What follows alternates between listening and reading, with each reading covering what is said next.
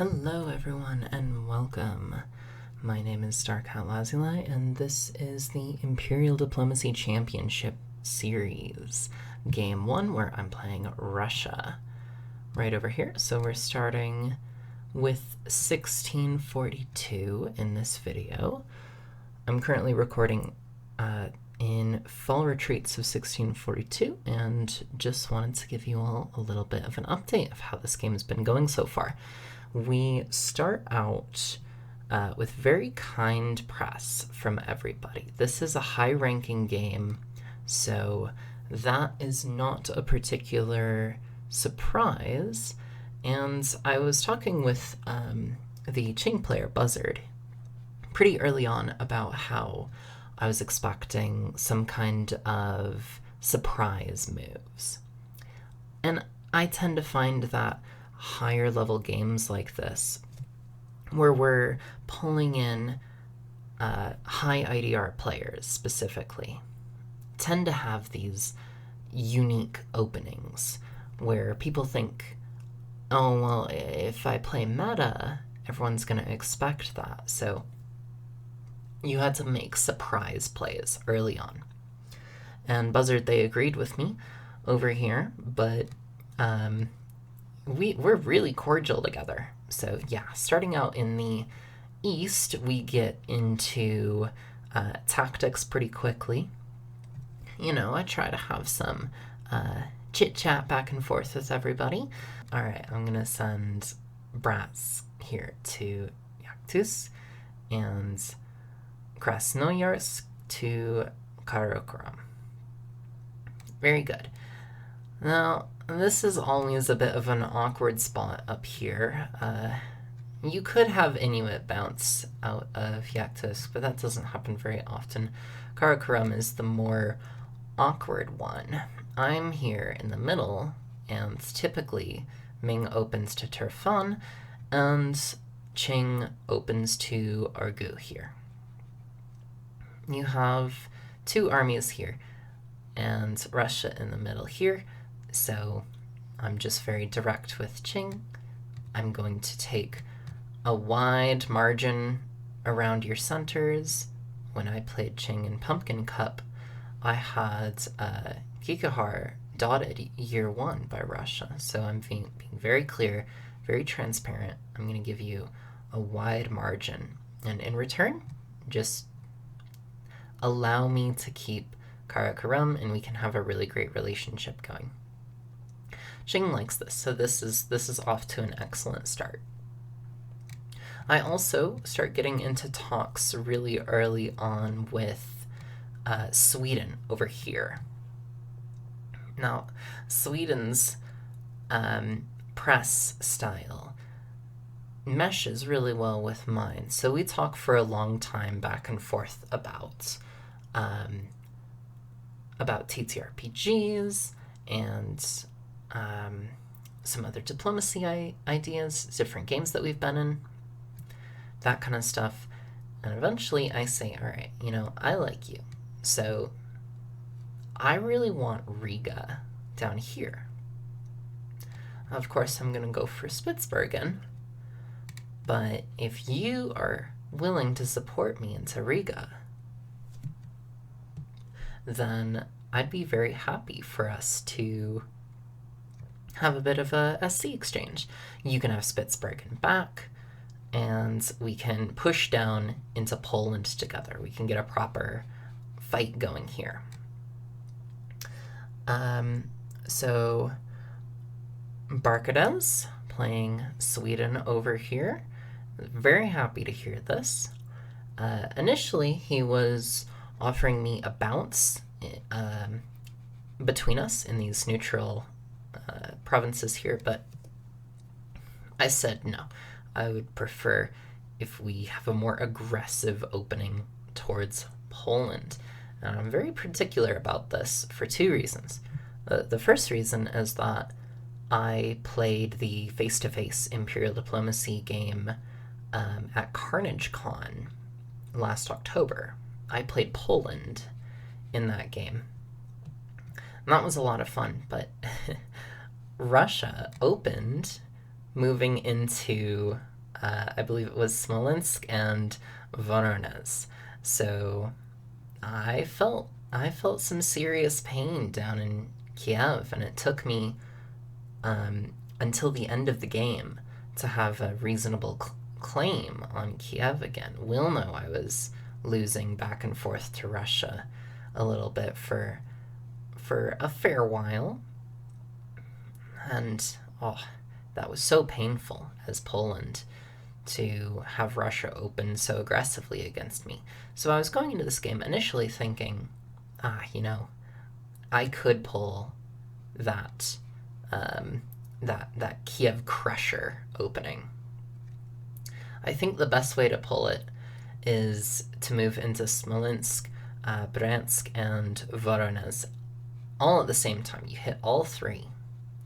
Then you have 3 on Kiev, and I mean, when is Warsaw ever opening to the east, right? You will very likely be able to take Kiev from Poland in the first year. It's super aggressive. It leaves open your claim on Narva, Riga, with Novgorod. It leaves open Bakhchiasy down here. It risks Kabardia. You're not going to send Vert down here to help you out with capturing Georgia area. So it's very risky play, but I was thinking I might want to try it. And that brings me to the second reason why open against Poland is because Luxon is playing Poland. Now, I've had a few games with Luxon before, but I believe that this is the first game which we've been right next to each other. Now, Luxon is the top IDR player in the community, so very strong player, very aggressive, extremely active in press, very tactical, and he has this hypnotizing press, which I strive for and am fascinated by. I've written about it before in my Ottoman guide. But yeah, Luxon has won far more games than me and is statistically the best performing player in the whole community. And this is the game of statistically high performing players. So I'm like, Sweden, we need to set up a claim. We need to put some pressure on Luxon and make sure that he doesn't just grow out of control. And that brings us to Ottoman, played by Fiend. Another really great player here, and I want to get him on board. I want to bring him in and be like, hey, let me do Kiev Crusher. Pretty early on in our press, I think day 2, I'm floating the idea. Early in day 2. So we have some nice back and forth. Hey, what are we going to do about Georgia area? And there's nothing super solid worked out, but as soon as I mention, here, I'll open Kiev Crusher, I'll put some units right here on the border, and we can take out Kiev. All I said was, make sure that you tap Jassy, because there's a chance. My press with Luxon was indicating there was a chance Kiev might go to Jassy and Wilno might backfill Kiev. I was vocal with both Poland and Sweden that I wanted Riga. So I was thinking maybe you have this conga line down to Jassy here. And I was telling Fiend, you open up to Targo and have Smyrna to Constantinople. Constantinople in the fall can go to Oshkiev, and Targo can tap Jassy. You're very likely to get Oshkiev. You might also get Jassy and keep Targo as a pocket dot. And yeah, that would leave Bakshiarsi empty. And this is something that came up pretty early on. I obviously did not want to tell Luxon that, hey, I'm opening Kiev Crusher against you. So I had to make up a bit of a lie, right? I was thinking truthfully about Riga. I'm going to leave Smolensk empty, and I'm just going to move towards Riga here. That was the truth. And then I lied a little bit around the Black Sea and just said, oh yeah, I'm going to Bakshiarsi, and then Luxon asked if I can support him to Ochkiev. And this tells me, okay, yeah, right, Kiev to Jassy, Wilno to Kiev, and then in fall, Kiev is going to Ochkiev with my support, right? That's awesome. That works great. For me, I can take Riga, Sweden can take Narva, and then, yeah, I was hoping that we'd see some aggressive push down south. Or at the least, I was telling Sweden, just support me. Support me into Riga, and we'll be all good for this. Okay, cool. Let's talk about Safavid. Safavid, vibes were a little bit off. And he tells me the same later in the year. So this was like a mutual thing. Safavid's played by GameCube. I don't believe that I've played with him before, or if we have played together, we've been far apart from each other. So this is kind of a new experience for me. Now, I very quickly ran out of casual chit-chat with GameCube, and we jumped pretty quickly into tactics once we found a time that we were both online. Now, of course, I want Turkestan, but I say that I want Uzgen, and this opens me up to a great position to push down towards Mughal. You may know that Himalayas was recently opened up. It's no longer impassable. This is a fairly new change for the, I believe this is Beta 2 series that we're playing on the map. So I bring this up in press. With Himalayas open, we have a great opportunity to push down on Mughal together. Support me into Uzgen from Bukhara, and I'll let you have Khiva. We can make some good early game pressure on Mughal and make sure that, we're in charge of this central area, West Asia. So, of course, Safavid is very pleased about this. Every time that you're pressing people with ideas in early game like this, they're just, oh, yeah, sounds good. Just smiling and nodding. But I could kind of tell that something was up with Safavid, so I wasn't completely committed to it. But at this point, I started entering in some orders. I had Verk to Turkestan, Astrakhan to Bayuli. And the idea is I'm going to have Uzgen in the winter, and Bayuli is going to go to Turkestan in the winter. And that'll be great. I'm giving away Khiva, and this is something that I picked up on from my World Conquest game. That game is currently ongoing. I'm playing Safavid. I just opened a few months ago. I opened with Russia, played by Basil, demanding Khiva. And meanwhile, that's not super comfortable for me as Safavid. You got this lake here, right? So visually, it kind of looks like, somewhere around here, this should be the border. It's a bit awkward to have Russia down here. It gives them a bit of a claim on Bukhara and maybe even Tehran, puts Caspian Sea in a little bit of danger. I don't like it. I ended up fighting with Basil in World Conquest for Khiva. Now, I mentioned Basil just because in this game, the Championship Series, Basil is playing Spain. That's very exciting. I've had a lot of games with her. She's lovely. She sends me some press really early on in this game asking me my thoughts about Ottoman, and I I kind of laugh at her a little bit, yeah, wouldn't she like to know? We'll come back to that in the fall.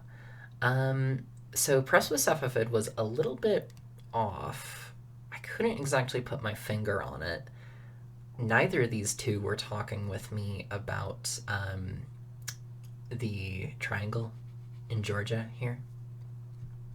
So I was kind of feeling like, maybe I should just ignore Kabardia altogether. I'll send Kharkov over to Turkestan, or, Astrakhan over to Turkestan, Kharkov over to Kiev, ideally.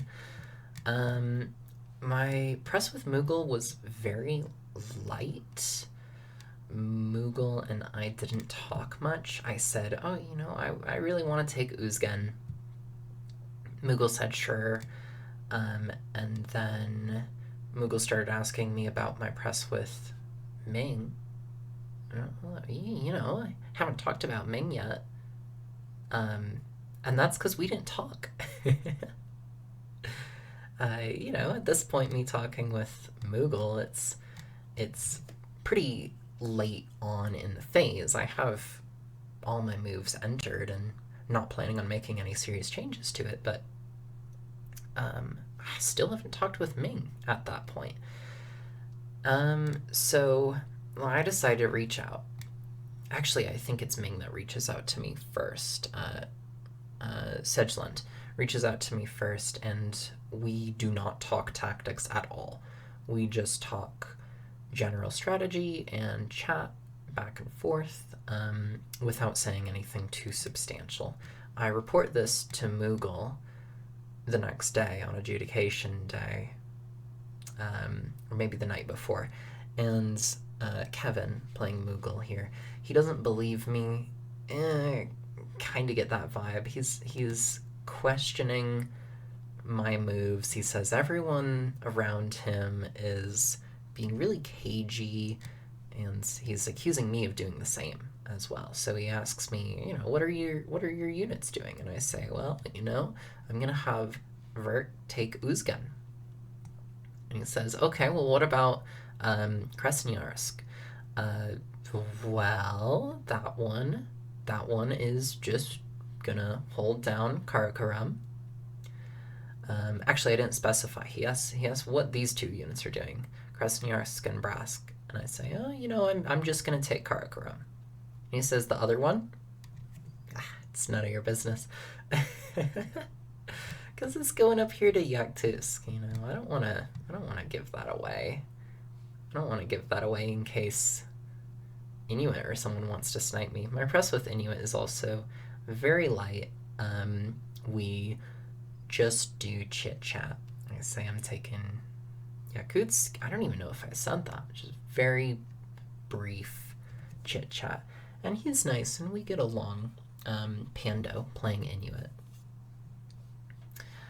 And I think at that point, it's time for us to go into spring moves.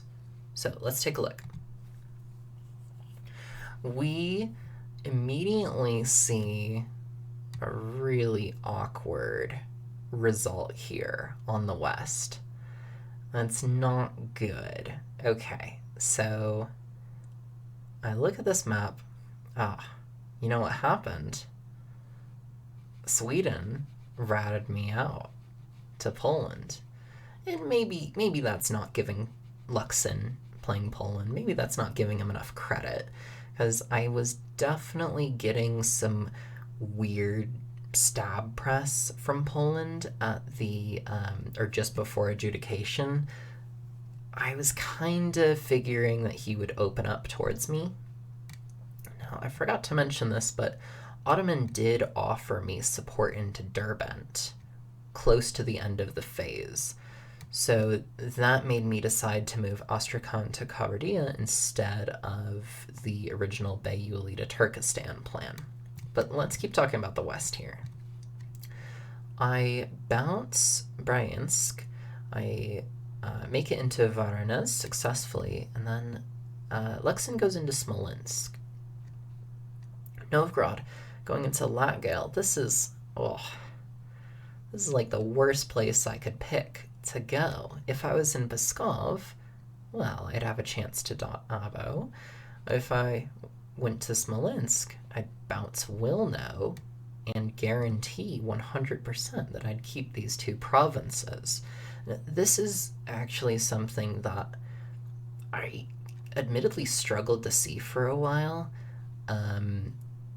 The bounce back and forth here. It's a bit easier to describe in the clean map though. So we'll get there talking about tactics for the fall phase. This Omeo de Kola, Abo to Karelia, and Sweden now has 2 on Archangelsk. And I'm immediately pressing him. Barkadaz, like, yeah, maybe just have Kola to Archangelsk, Karelia to Novgorod, and I'm going to take Riga, I'm going to take Spitsbergen, and, we can keep pushing down against Poland, right? But I don't exactly know what the deal was, but Barkadaz consistently wanted to send me these long drawn out press messages about how it was really unfortunate that he did this to me, and he had to 100% commit to attacking me or attacking Poland, and Poland gave him a better deal. Luxon told him, if you don't do this, then I'm going to build all fleets and come attack you in the Baltic. I'm telling Sweden, well, if Poland's going to do that, then my armies will just wipe them off the map and you'll be fine. But he wasn't interested. He told me that he would rather just see where this attack goes, see if he can get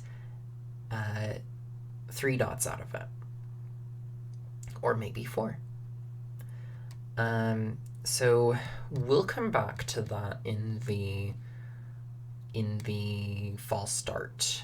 There's a couple more interesting moves that I want to bring up here. I noticed this really quickly, Baghdad to Trebizond, backfilling this move.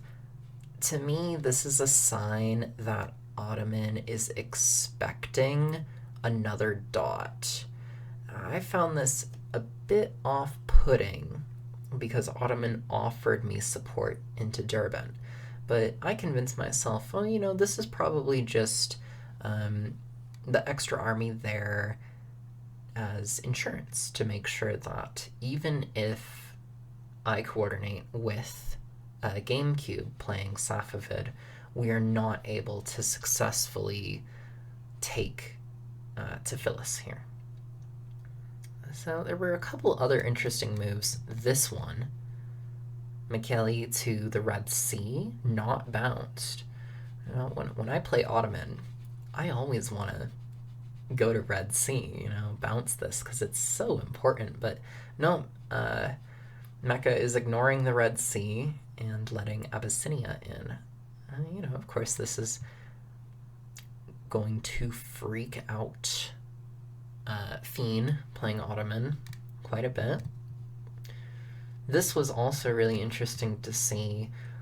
Portugal opted not to bounce Strait of Hormuz. I usually see this bounce, but not today. Going to Restak instead. Mughal here opens one army north and everything else staying in the south. I'm really happy about this. I'm talking with Safavid like, look, this is our chance. This is our chance. Look how weak Mughal is in the north. We got a really good opportunity here. And let's see here. The moves in the east were exactly what I expected. We have Ming and Turfan, Qing and Orgu. This is lovely. I'm really happy to see Berditaya neutral, empty. This seems to be the standard opening for Inuit now. Personally, I'm a fan of opening into the sea, but that's a different video. Yeah, okay, well, we're ready to go to the fall start map. And there is a lot of press in the west here. Let's start with the easy stuff. So I'm confirming, Safavid, support me into Uzgan. Mughal, I am taking Uzgan, so don't bother bouncing me out of it. Now I can't backfill anything with Turkestan, so for a while I'm thinking, it'd be a really great play for Mughal, honestly, to move into Turkestan behind me.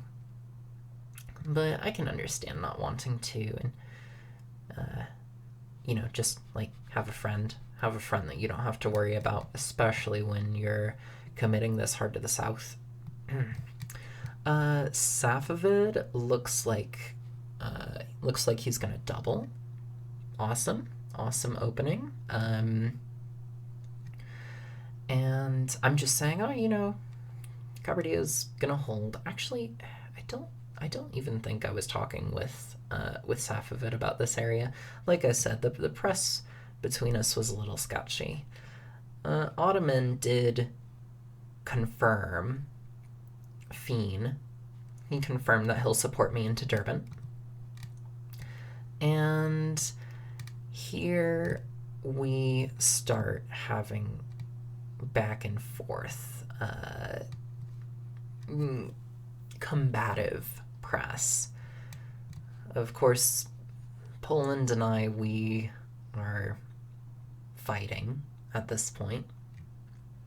So we actually share very little press for the first 2 days.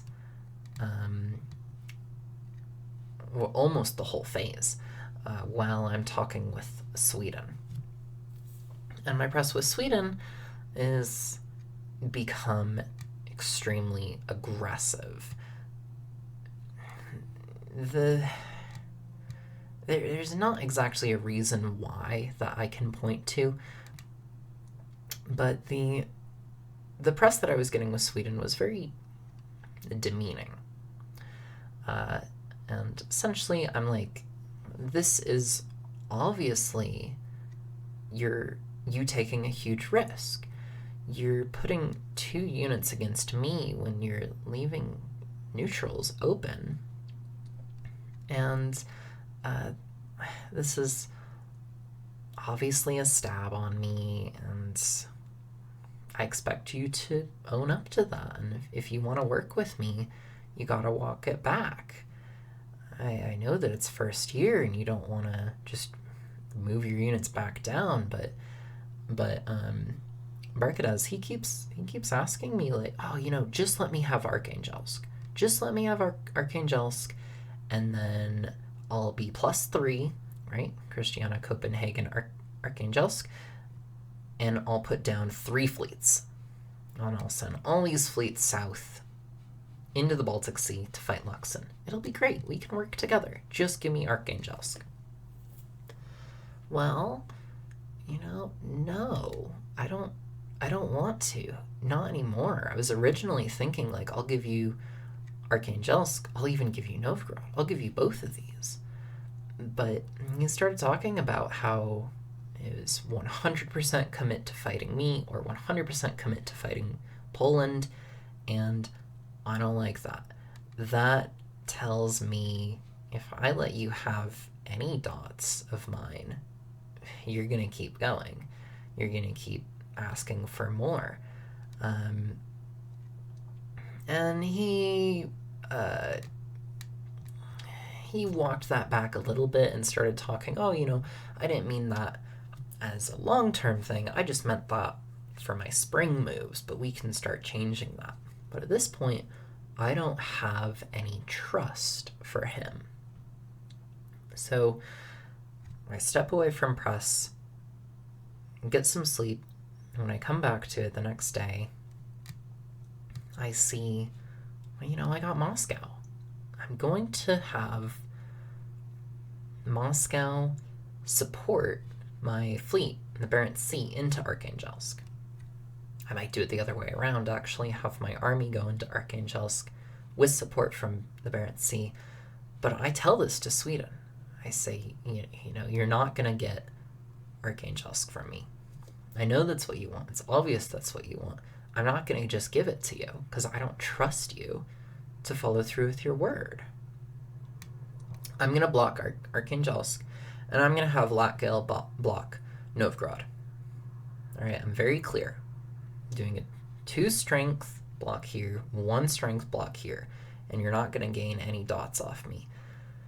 And then we get into this whole back and forth with each other about how, technically, Barkadaz, he'll be able to get 3 dots still, Christiana, Copenhagen, and Novgorod, with that moveset, because Smolensk is going to support Karelia into Novgorod. And at this point, it's just a total press breakdown. I'm like, nope, that's not going to happen. I'm going to put 2 strength into Arkhangelsk, I'm going to put 1 strength into Novgorod, and you're going to gain nothing from here. And he says, please, just let me have Arkhangelsk. I need to have +3. And I say, you're not going to get +3. You're going to either walk your units back home and be satisfied with your +2, or you're going to get bounced out of both of my centers. And he says, no, that's not going to happen. I'm going to take the +3. If you let me have the +3 in Arkhangelsk, I'll build the fleets. But if you don't, I'm just going to keep fighting you. So we stop talking. And at this point, this is when I start talking to Poland. Tail between my legs. Hey, Luxon, can we just attack this guy up north? Barkadaz, can we just attack him? Can we just kick him out of the game? You and I, simply with your help, doing nothing with Smolensk, or doing something chill with Smolensk, we can make sure that Sweden's only +2. Luxon never replies to this, but I am satisfied keeping my moves, the moves that I told Sweden I was doing. I'm satisfied keeping these moves in my orders because I think it is far more likely that Luxon wants a dot. Luxon is unlikely to support Karelia into Novgorod. If anything, I think Karelia is going to support Smolensk into Novgorod. I think that's way more likely. But the idea of Karelia being supported in, I don't think Luxon would do that. Luxon wants leverage. This is something I made very clear to Sweden. He's using you for leverage. And if you're letting him take this position over you where you're just throwing armies into me with the hope of gaining 1 dot, but you don't even have it guaranteed, you're not going to get anything. Okay. I think that's it. Yeah, we're ready to see the fall moves. So I am pressing back and forth with mainly with Poland and a little bit with Ottoman too, just confirming everything. I'm pressing up until the last minute all day. This was earlier today, and then we see fall moves adjudicate. Okay, of course, this is the area we look to first. I essentially told my moves to Sweden, and they thought I was bluffing or something.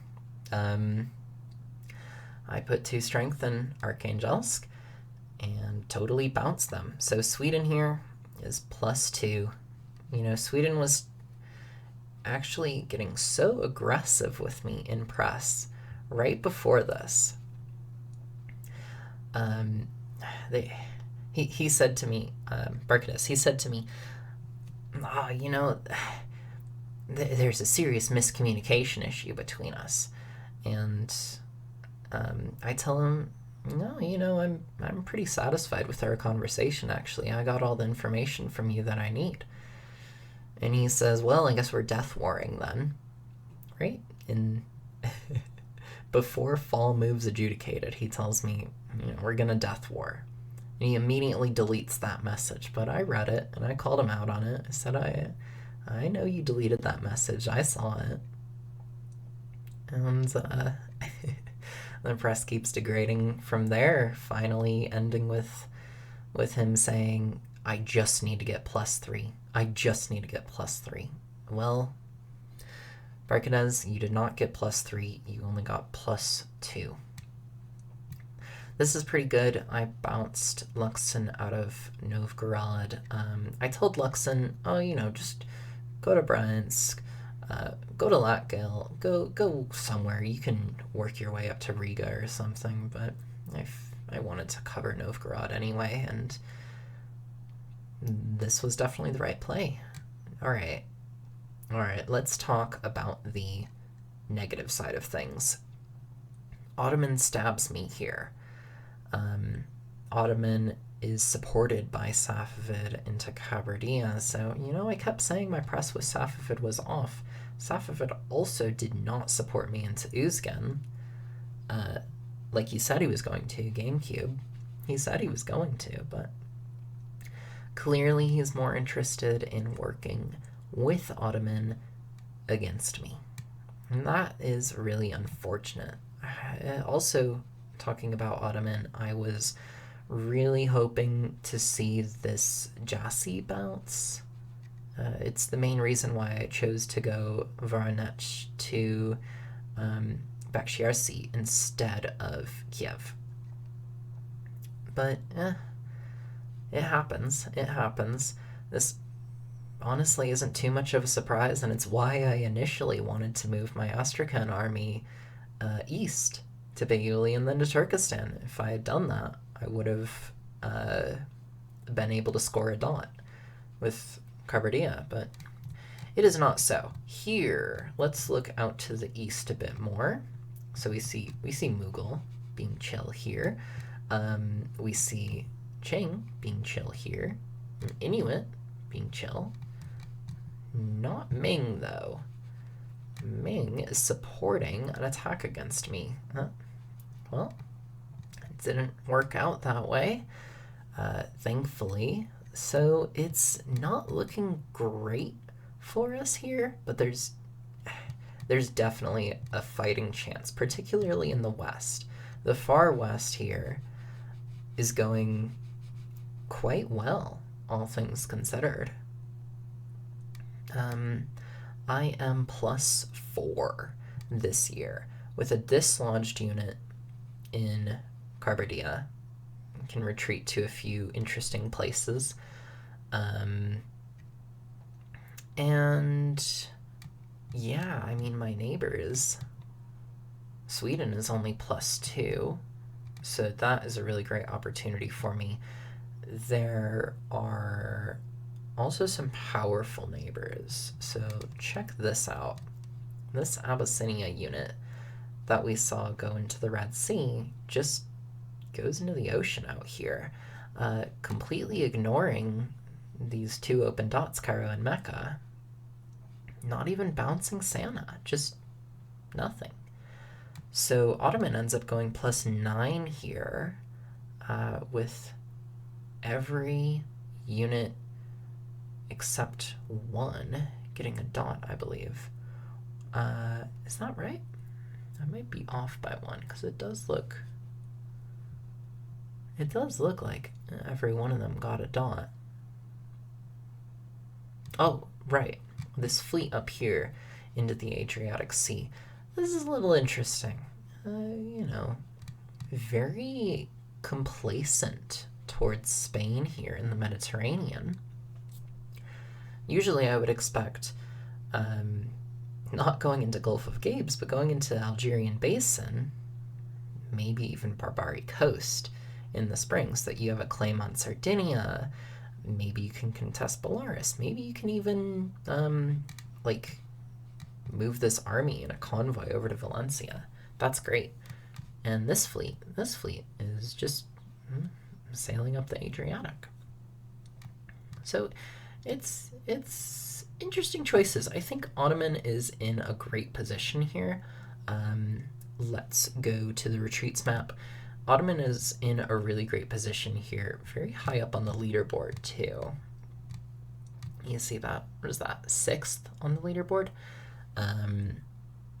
But I prefer Spain's position. Basil has a great opportunity for growth here, particularly in the Mediterranean. And yep, I am dislodged here. This is the current phase now, and I'm thinking I'll probably disband this unit. I might end up rebuilding Army Astrakhan. I'm thinking I probably want to go Fleet Kharkov so that I can contest the Black Sea. I would not be surprised at all to see Fleet Constantinople, maybe even Fleet Trebizond. I have not had any press at all with Sweden since the fall moves were adjudicated. My press with Poland has been really good, actually. So I am pitching Luxon different plans where, all right, here's what we're going to do to attack Sweden. You build Fleet Gdansk, Fleet Wilno, move into Gulf of Riga, move into Baltic Sea, move into the Sound. I'll build up a Fleet Arkhangelsk and do a convoy into Finnmark. Something's gotta go through, right? I'll move Latgale or maybe a new army in Novgorod over to Pskov, and maybe I can support you into Abo, maybe I can take it myself. Totally pitching Luxon these ideas, and we'll see. We'll see what happens. Again, this is the current phase of the game. We are not doing great. We're pretty near the bottom of the leaderboard with only +4 this year, but that's okay. That's okay. Russia is definitely not a power that you want to be hyper aggressive with. I mean, we saw how it worked out in the West, right? I just gained Vakhsh-Yarasi. I didn't even gain Kabardia. I didn't even gain Spitsbergen.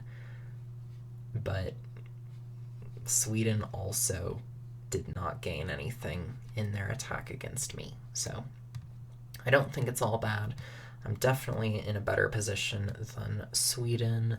I have a pretty good ally in Qing, I want to say.